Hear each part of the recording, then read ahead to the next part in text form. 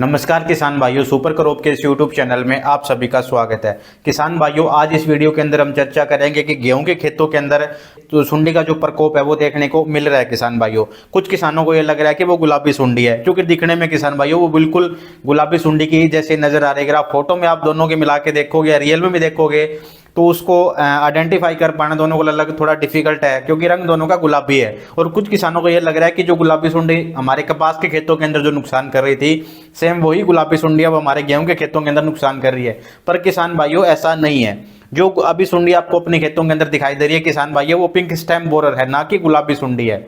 दिखने में colour same है, बट सारी चीजें किसान भाइयों उसकी अलग है। तो किसान भाइयों, आज इस वीडियो के अंदर हम उस सुंडी के बारे में चर्चा करेंगे कि वो नुकसान आपके खेतों के अंदर कैसे कर रही है, उसका जो नियंत्रण है वो आप किस प्रकार कर सकते हो और उसकी अपने खेतों के अंदर पहचान कैसे करनी है। अभी मेरे खेतों के अंदर जो पिंक स्टेम बोरर है, जो अभी सुंडी आपको दिखाई दे रही गेहूं के अंदर, उसका प्रकोप है या कोई दूसरी अन्य वजह जिसकी वजह से मेरी जो गेहूं की फसल है वो खराब हो रही है। तो किसान भाइयों, सबसे पहले इस कीड़े की आपको क्या करनी है, पहचान कैसे करो किसान भाइयों। जब भी अब आप खेत के अंदर जाओगे, आपको क्या देखना है, जैसे वीडियो की स्क्रीन पे आ चुका है किसान भाइयों।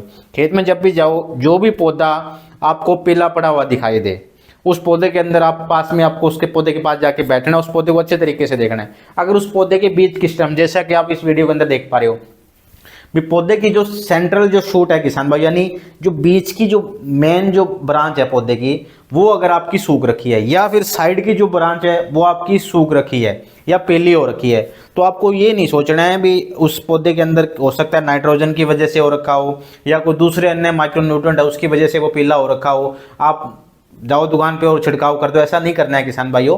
पहले जिस भी पौधा आपका पीला पड़ा आपको दिखाई दे रहा है, खेत में आप जा रहे हो, उस पौधे को आपको बिना देरी करे, अगर आपको बीच की स्टेम अगर पीली दिखाई दे रही है, जैसा कि इस वीडियो में आप देख पा रहे हो, या फिर जो साइड की स्टेम है जो पीली पड़ी है, सूख रखी है आपके, तो आपको क्या है, तुरंत उस पौधे को उखाड़ के देखना है। उखाड़ने के बाद आपको क्या देखना है कि जैसे आपने पौधा उखाड़ने के बाद, जैसा कि इस वीडियो में आप देख पा रहे हो, भी बिल्कुल जो नीचे का जो जमीन का जो भाग आपको दिखाई दे रहा है, जमीन के पास से किसान भाइयों, जमीन के पास से या जमीन से थोड़ा सा नीचे का जो भाग आपने उखाड़ा, वहां जो बीच की जो स्टेम है उसको आपको किसान भाइयों क्या करना है, खोल के देखना है। खोल के देखोगे तो उसके अंदर आपको सुंडी लगभग चांसेस अभी आपको दिखाई देगी, अगर आपके खेतों के अंदर सुंडी है तो किसान भाइयों, और जिंदा सुंडी गुलाबी रंग की आपको उसके अंदर दिखाई देगी। बीच का जो स्टेम आप खोलोगे गेहूं की, जैसा कि इस वीडियो के अंदर आप देख पा रहे हो, सेम वैसे की सुंडी आपके गेहूं का जो पौधा है उसके अंदर आपको नजर आएगी। तो आपको समझ आना है मेरे खेतों के अंदर इस सुंडी का जो प्रकोप है किसान भाइयों वो शुरू हो चुका है किसान भाइयों। अब बात आती है कि किसान भाइयों, ये सुंडी दूसरी अन्य फसलों में क्या नुकसान करते हैं, जैसे गुलाबी सुंडी तो हमारी है, वो तो क्या केवल कपास में नुकसान करते हैं, दूसरी किसी फसल को नुकसान नहीं करती। तो ये जो कीड़ा है किसान भाइयों, जो आपका पिंक स्टेम बोरर है, ये आपके बाजरे के अंदर भी काफ़ी बार इसका जो प्रकोप अब देखने को मिल जाता है कई बार। उसके साथ साथ अगर मैं मक्की की बात करूँ, मक्की के अंदर भी इसका प्रकोप है किसान भाइयों देखने को मिल जाता है, और जौ के अंदर भी किसान भाइयों इसका जो प्रकोप है वो किसान भाइयों देखने को मिल जाता है हमें कई बार। उसके बाद में बात आती है कि इसका जीवन साइकिल, जो इसका लाइफ साइकिल है, जो जीवन चक्र है, उस पर भी थोड़ी सी बात कर लेते हैं किसान भाइयों। तो इसका जो जीवन चक्र लगभग 40 से लेके किसान भाइयों 70 दिन के बीच में एक जीवन चक्र है उसका पूरा हो जाता है। एक साल के अंदर लगभग 4 से 6 जनरेशन जो इसकी है वो आ जाती है किसान भाइयों। अब बात करते हैं कि ये अंडे कहाँ देती है किसान भाइयों।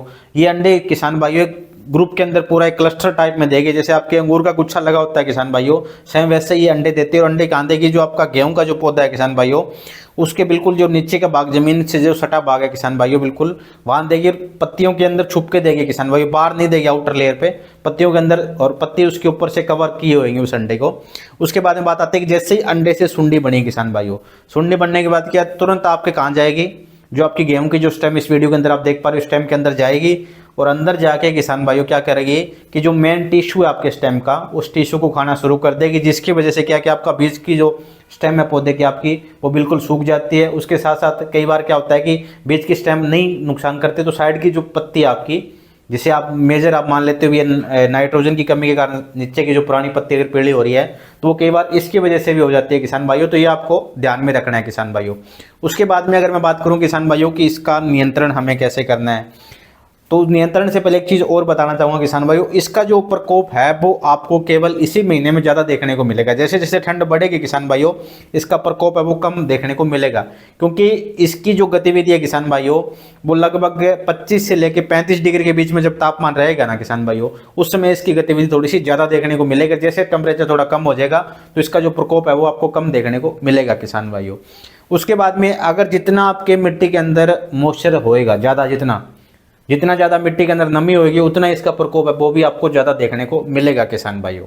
इसलिए जो भी छिड़काव आपको करना है किसान भाइयों, वो आपको गिल्ली मिट्टी में ही करना है, सूखी मिट्टी में नहीं करना किसान भाइयों।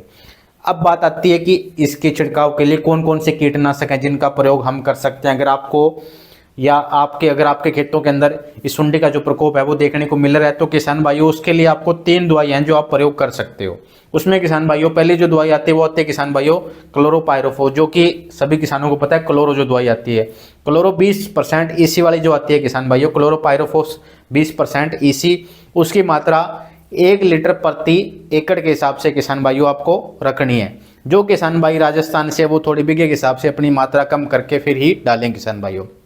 उसके बाद में दूसरी जो दवाई आती है किसान भाइयों वो आपकी है कोराजन, जो कि क्लोराट्रिनिप्रोल जो आपकी 18.5 SC की जो दवाई आती है किसान भाइयों, वो आप प्रयोग में लेके आ सकते हो। उसकी मात्रा किसान भाइयों जो कोराजन है उसकी मात्रा 50 ml प्रति एकड़ के हिसाब से किसान भाइयों आपको रखनी है। उसके बाद में अगर मैं बात करूं किसान भाइयों फिप्रोनिल 0.3 GR, जो फिप्रोनिल जो दवाई आती है 0.3 GR, उसकी किसान भाइयों 7 किलो जो मात्रा है आपको प्रति एकड़ के हिसाब से लेनी है। उसको 50 किलो मिट्टी के अंदर मिला लेना है।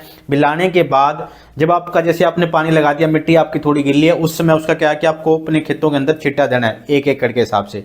यानी फिप्रोनिल जो दवाई आती है किसान भाइयों 7 किलो आपको फिप्रोनिल दवाई लेनी है, उसको 50 किलो मिट्टी के अंदर मिला लेना। और फिर आपका जैसे आपने पानी लगा दिया, पानी लगाने के बाद जब मिट्टी थोड़ी थोड़ी आपकी गिल्ली होती है, मिट्टी में नमी ज़्यादा हो, उस समय इसका आपका क्या है कि छिट्टा देना है किसान भाइयों।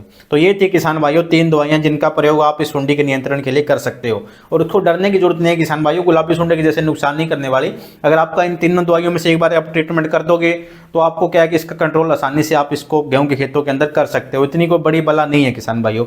उसके बाद में एक चीज़ और ध्यान रखने की किसान, वो ये है कि जब भी आप पानी लगाओ किसान भाइयों, कोशिश करिए कि पानी आप दिन के समय में लगाइए, क्योंकि जैसे ही आप पानी लगाओगे, अगर आपके खेतों के अंदर ये सुंडी है तो सुंडी क्या है कि पौधे के ऊपर चढ़ेगी, गेहूं के वहां से निकल के स्टेम के अंदर से पत्तियों के ऊपर आ जाएगी, ऊपर चढ़ेगी। ऊपर चढ़ी क्या, जो बुगले आपके घूम रहे होते हैं किसान भाइयों, जो पक्षी आपके जब पानी लगाते हैं तो घूम रहे होते हैं, तो बुगले क्या होंगे, इसको उठा के अपने आप ले जाएंगे, मार लेंगे, उसको खा जाएंगे। तो काफी हद तक इस विधि के द्वारा भी क्या आप इसका नियंत्रण है वो कर सकते हो।